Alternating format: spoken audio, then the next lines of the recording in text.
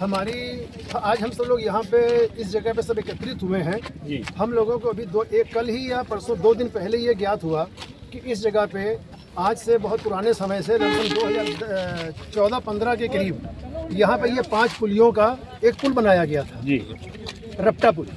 ये प्रोसीजर शुरू से ये है कि 2010 में इस रोड पे इससे पहले कोई पुलिया नहीं हुआ करती थी।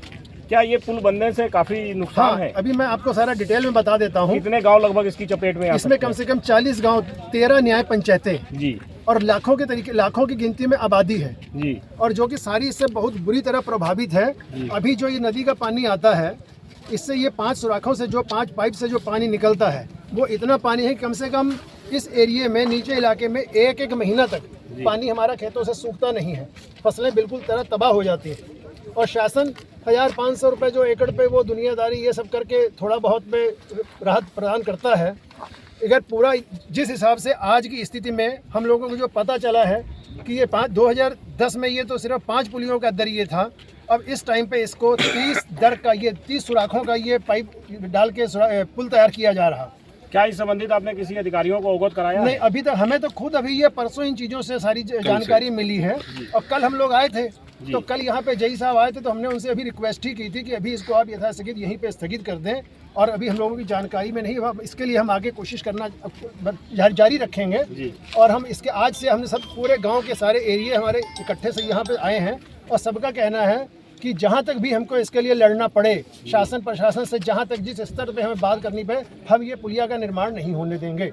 यानी आप लोग इस पुलिया का निर्माण नहीं होने देंगे। सिर्फ 5 दर का ही ये पुल जो पुराना चल रहा उसी हिसाब से इसे बनाया जाए। और जो मेन समस्या पे आइए, ये इसके इस पुलिया के इस तरफ उत्तर या दक्षिण में कहीं पर भी कोई नाला नहीं है, कहीं पर कोई नाली नहीं है। उस हिसाब से ये सिर्फ खेतों का पानी निकालने के लिए पुलिया तो मानी जा सकती है। इतना बड़ा पुल किसके लिए बनाया जा रहा है? नदी के लिए बनाया जा रहा है। ये तो ऐसा हमें लग रहा है कि जैसे कि नदी को ये रास्ता दिया जा रहा है कि इधर नदी आ जाएगी, क्योंकि नदी तो ये पुल की लंबाई कितनी बनाया जा यहाँ पे तो अभी 100 मीटर की तैयार कर रहे हैं इसको। और इससे पहले कितना था? पहले मेरे ख्याल ये 15 मीटर का है। 15 मीटर 2 है, 15 मीटर के। हाँ, 2 है 15। नहीं, वो तो दोनों बनाने अभी इसकी बात है ना, सिर्फ 15 मीटर। और भी हमारे साथ कई किसान हैं। अच्छा, दूसरी बात और एक बात ये है, ये नदी का अगर सारा पानी प्रधान सहनखेड़ा, मेरा मानना यह है कि जब नेपाल की नदियों का पानी के लिए हमारा कैलाशपुरी बैराज बना दिया गया है तो इस पुलों को जरूरत क्या है? खेतों का पानी 2 रपटा में पहले से निकल रहा है, अब उसके बावजूद 2 और बन रहे हैं, तो इसलिए तो हमारी खेती सब बर्बाद हो जाएगी। 10,000 एकड़ जमीन धरा है और कम से कम आधी न्याय पंचायत, आधी विधानसभा आ रही है, खरेड़ रकेटी तक ले गई खबर। अब ये समझ लीजिए कि सारा किसान खत्म हो जाएगा। अब इधर मुश्किल से 200 लोग हैं, आगे नहर है, उनकी वजह से सारा पानी हमारे गाँव भरेगा।